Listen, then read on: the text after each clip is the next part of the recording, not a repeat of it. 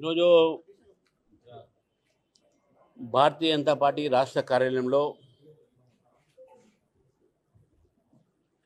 భగీరథ జయంతి సందర్భంగా మా పార్టీ నాయకులు అయినటువంటి విశ్వేశ్వరరెడ్డి గారు, నరసింహులు గారు, మల్లికార్జున్ గారు, సాగర్ గారు, అనేక మంది ఈరోజు ఈ కార్యక్రమంలో పాల్గొన్నటువంటి ఒక సగర సామాజిక వర్గాని నాయకులకు, మళ్ళీ తెలంగాణ ప్రజలకు భారతీయ జనతా పార్టీ తరఫు నుంచి భగీరథ జయంతి శుభాకాంక్షలు తెలియజేస్తాను.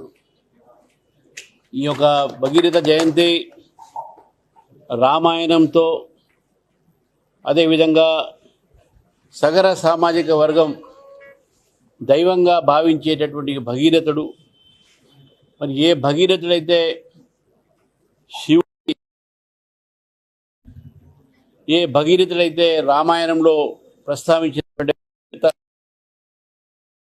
ఈరోజు సమాజంలో వస్తున్నటువంటి యొక్క నీతి కానివ్వండి, కట్టడాలు కానివ్వండి, ఏవైతే సగర సామాజిక వర్గం చేస్తున్నదో, మరి ముఖ్యంగా వారికి ఈ భగీరథ జయంతి అనేది ఒక పండుగ లాంటిది.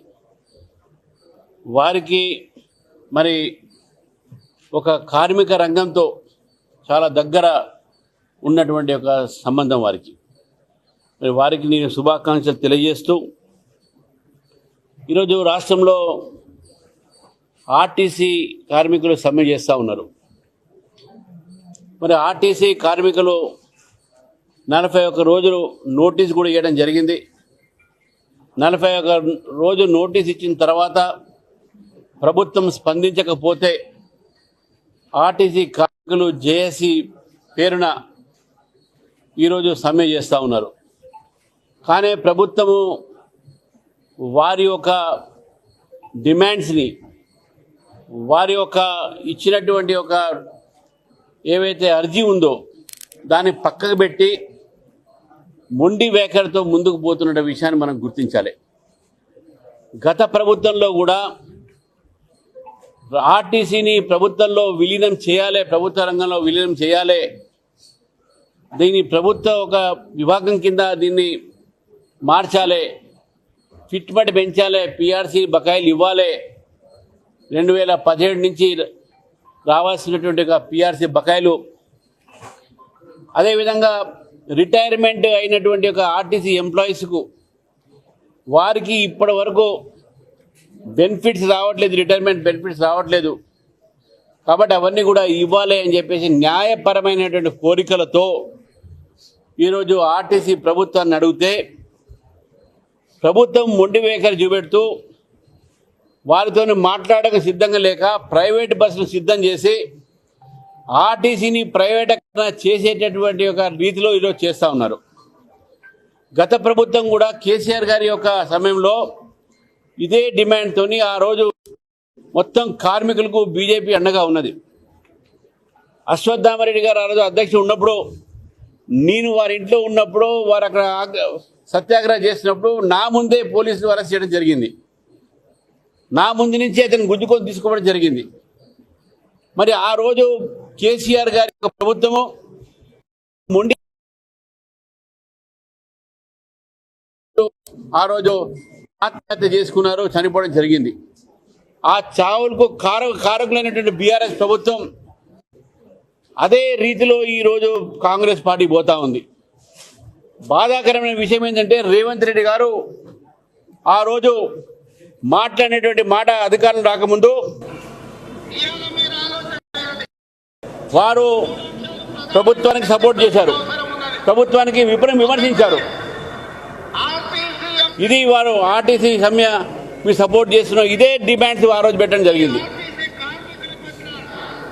కార్మికుల పట్ల ఉంటామని చెప్పారు. మేనిఫెస్టోలో కూడా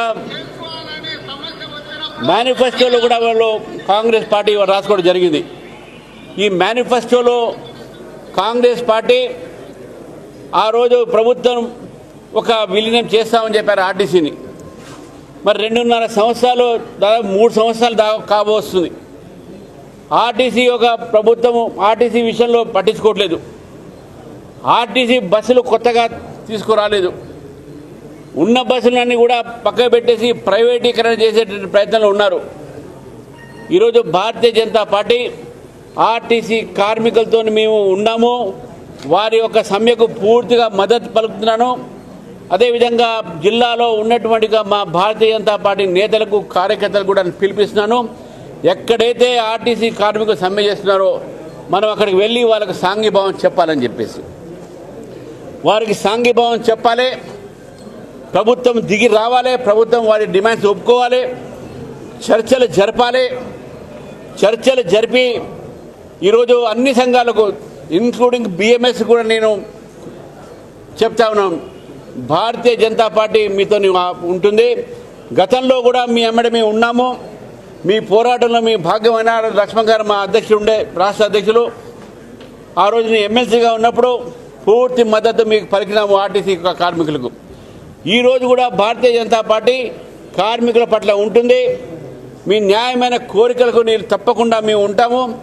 మరొక్కసారి నేను భారతీయ జనతా పార్టీ నాయకులకు కార్యకర్తలకు పూర్తిగా మనం అండగా ఉండాలి ఆర్టీసీ కార్మికులు వెంట అని చెప్పేసి కూడా తెలియజేస్తూ రేపు జరగబోయేటటువంటి చర్చలు కూడా చర్చలు జరపాలి. ప్రభుత్వము బ్లేమ్ గేమ్ కాకుండా దీనికి వాళ్ళు చేస్తున్నారు వీళ్ళు చేస్తున్నారు కాకుండా ఈ రెండు పార్టీలు కూడా ఒక జీవితాలతో ఆడుకుంటున్నారు. ఆర్టీసీ యొక్క కార్మికులతో రిటైర్మెంట్ బెనిఫిట్ లేవు, పీఆర్సీ బకాయిలు లేవు, ప్రభుత్వంలో విలీనం లేవు, ప్రభుత్వ ఉద్యోగుల కింద వారిని ఈక్వల్గా చూడాలని చెప్పేసి కూడా మీరు చెప్పినటువంటి మేనిఫెస్టోలో కూడా మీరు పట్టించుకోకపోతే ఈరోజు కార్మికులు మిమ్మల్ని క్షమించరు.